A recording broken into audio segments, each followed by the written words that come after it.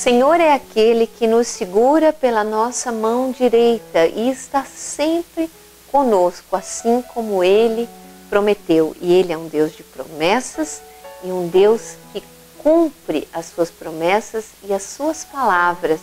Nenhuma delas cai no esquecimento ou fica sem cumprir o propósito para o qual Deus a designou. Cada palavra para Deus é importante. Assim também nós devemos cuidar com as nossas palavras. Elas têm poder. E nós precisamos cuidar porque muitas vezes determinamos fracassos nas nossas vidas por causa das nossas palavras.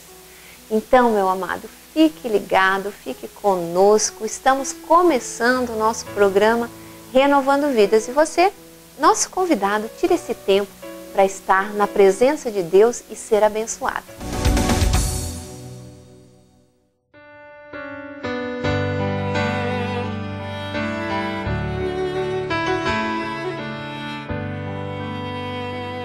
Oh, child, precious one, let your life shine like the sun. But you say, how long till I can come home, till I can rest in your arms again? And I say, not long, but don't miss this life, and I'll be waiting till then. Live with the wonder of a child.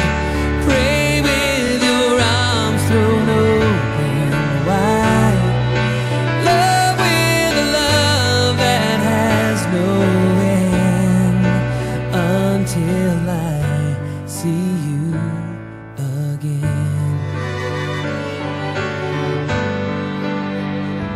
Oh, child, precious one,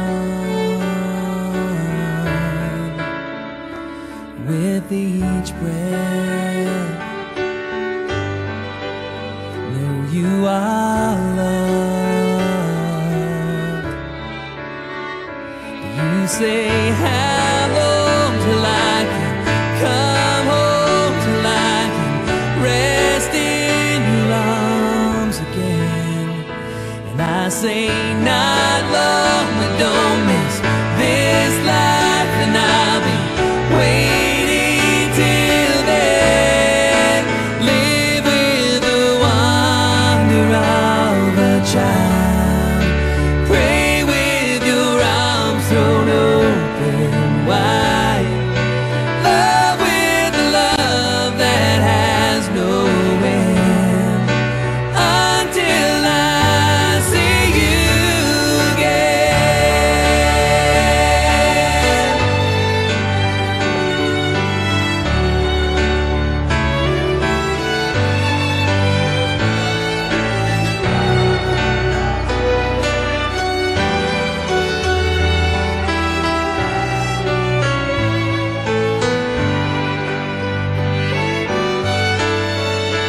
Live with the wonder of a child. Pray with your arms thrown open wide. Love with the love that has no end, until I see you again. Until I see you again.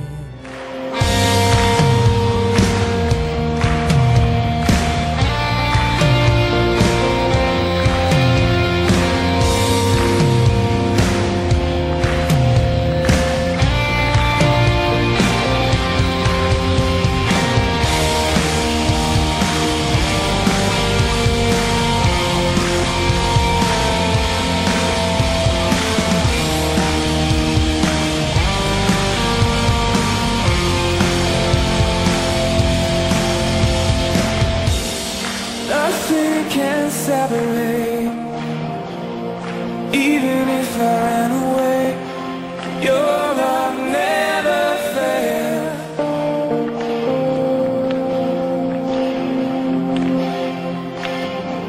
I know I still make mistakes, but you have new mercy for me every day. Your love never fails.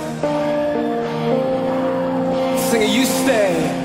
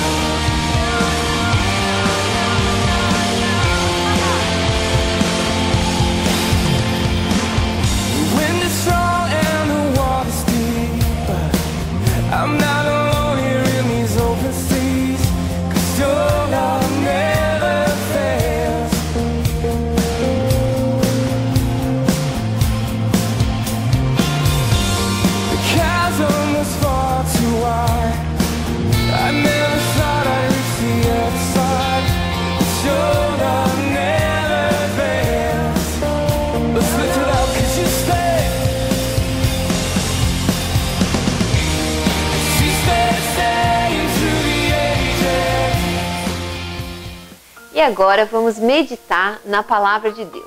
E hoje vamos ler o final da história de um homem e uma história bastante chocante para mim, de maneira especial, a história de Moisés. Ele que foi um líder por excelência, até considerado nos meios empresariais que estudam liderança como um dos maiores líderes da história que se tem notícia, porque ele liderou um povo de, calcula-se, 1,5 milhão de pessoas, pelo menos, no deserto, sem estrutura nenhuma, sem estrutura de comunicação, sem estrutura logística, nada que ele não tivesse que administrar para que tudo desse certo.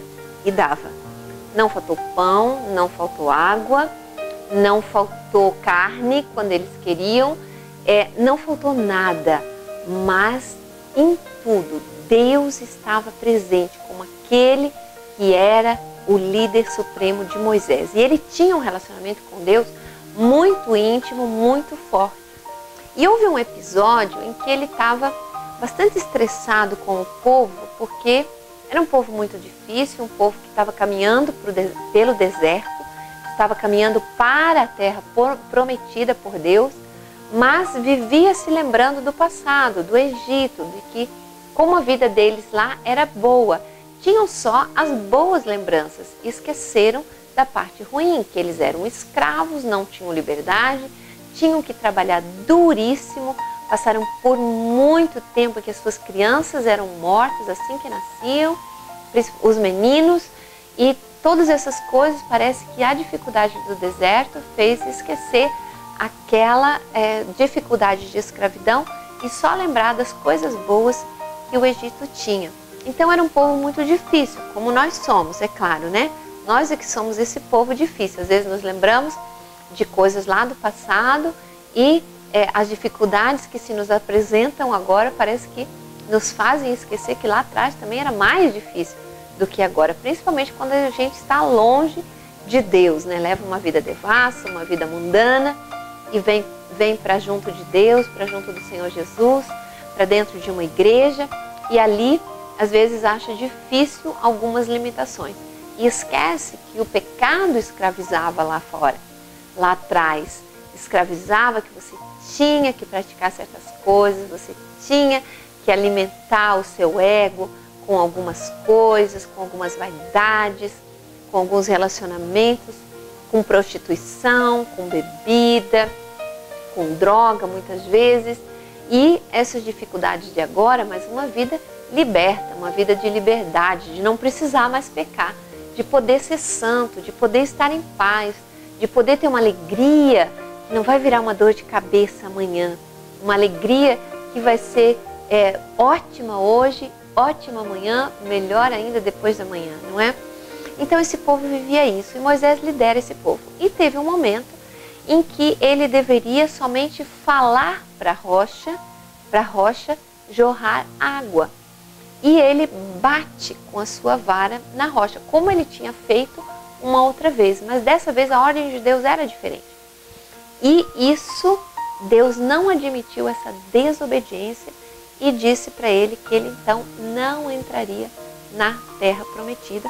É o que nos conta esse texto do livro de Deuteronômio, o capítulo 32, os seus últimos versículos. Vamos ler então? E lá diz assim: sobe a este monte de Abarim, ao monte Nebo, que está na terra de Moabe, defronte de Jericó, e vê a terra de Canaã, que aos filhos de Israel dou em possessão. E morrerás no monte ao qual terás subido, e te recolherás ao teu povo como Arão teu irmão. Morreu no monte Or e se recolheu ao seu povo, porquanto prevaricaste contra mim no meio dos filhos de Israel, nas águas de Meribá de Cádiz, no deserto de Zim, pois me não santificaste no meio dos filhos de Israel. Pelo que verás a terra de fronte de ti, porém não entrarás nela, na terra que dou aos filhos de Israel. Por que esse é um texto que me choca? Porque Moisés era um homem que tinha um relacionamento lindo com Deus.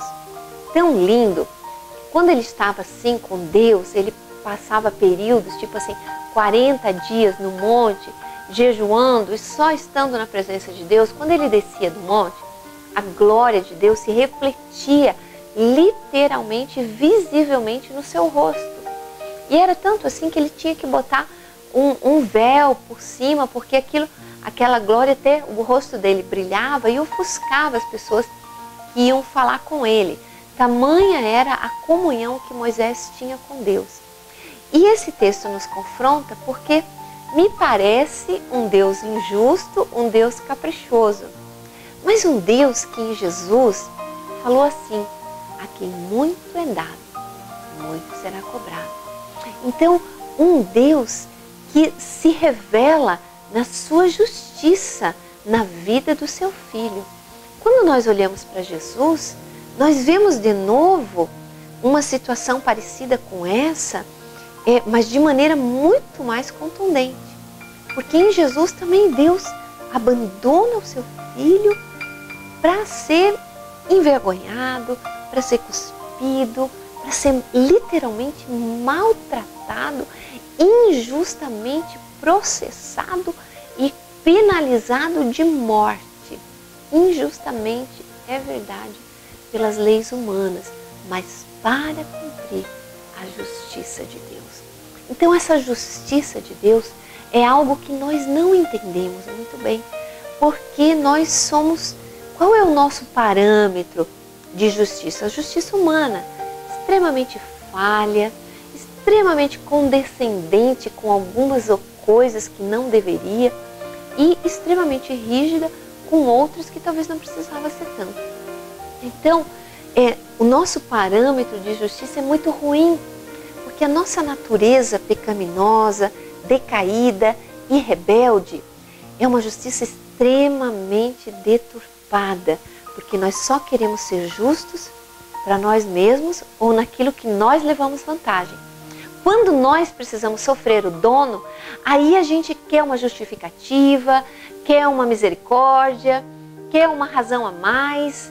Então nós somos muito maus e muito ruins, muito injustos, tanto que a vida humana, terrena, é extremamente injusta.